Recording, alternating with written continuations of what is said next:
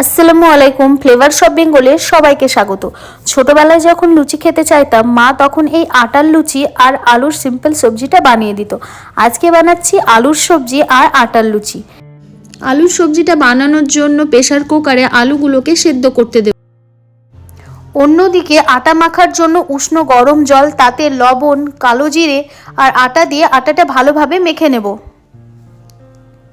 উষ্ণ গরম জলে আটাটা মাখলে আটার লুচিটা অনেক বেশি খেতে নরম হবে। আটাটা ভালোভাবে মেখে 10 মিনিটের জন্য রেস্টে রাখতে হবে।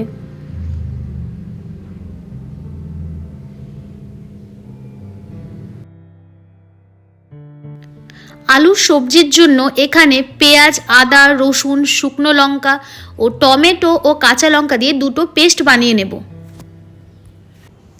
সেদ্ধ করা আলুগুলো এইভাবে চৌকো চৌকো করে কেটে নিতে হবে।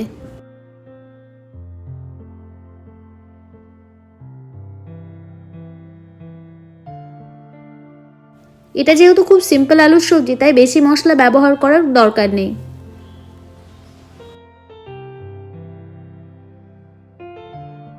পরিমাণ মতো তেল দিয়ে তাতে গোটা জিরে আর তেজপাত ফোড়ন দেব। এরপর পেঁয়াজ ও কাঁচা লঙ্কা দিয়ে পেঁয়াজটিকে ভালোভাবে ভাজতে হবে। পেঁয়াজটা ভালোভাবে ভাজা হয়ে এলে তাতে লবণ, কাশ্মীরি লঙ্কার গুঁড়ো, হলুদ গুঁড়ো আর আদা রসুন বাটার পেস্টটা দিয়ে ভালো করে কষাতে হবে।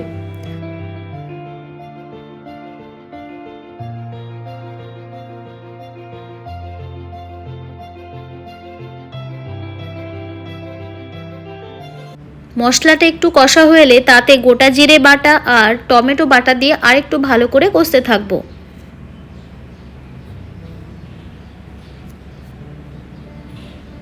মশলা থেকে তেল ছাড়লে কেটে রাখা আলুগুলো দিয়ে ভালোভাবে নাড়তে থাকুন।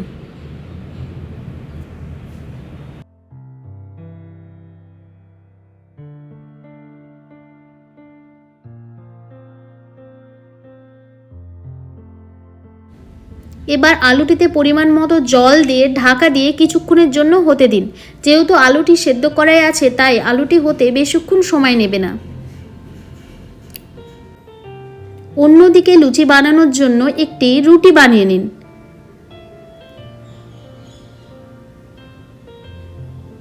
রুটিটা বানানো হলে রুটিটাকে 4 ভাগে ভাগ করে দিন।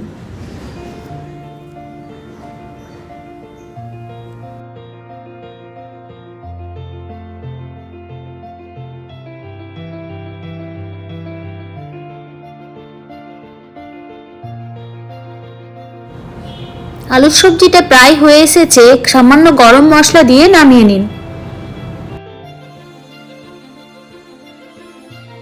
কড়াইতে বেশ খানিকটা তেল দিয়ে লুচিগুলোকে এক এক করে ভেজে নিন। দেখুন লুচিগুলো কত সুন্দর ফুলে উঠেছে।